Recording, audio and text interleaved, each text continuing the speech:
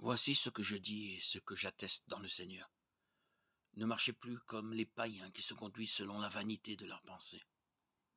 Ils ont l'intelligence obscurcie et sont étrangers à la vie de Dieu à cause de l'ignorance qui est en eux, à cause de l'endurcissement de leur cœur.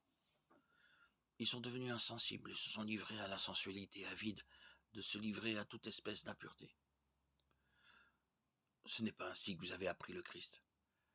Si vous avez entendu parler de lui et que c'est en lui que vous avez été instruits selon la vérité qui est en Jésus, c'est-à-dire à vous dépouiller du vieil homme qui se livre à votre ancienne manière de vivre et qui se corrompt par les convoitises trompeuses, et à être renouvelé par l'esprit de votre intelligence et à revêtir l'homme nouveau créé à l'image de Dieu dans une justice et une sainteté que produit la vérité.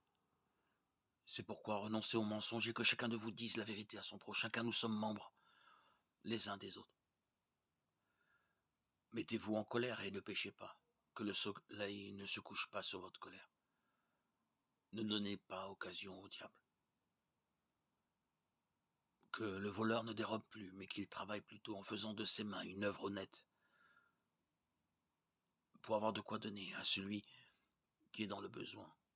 Éphésiens chapitre 4, versets 17 à 29.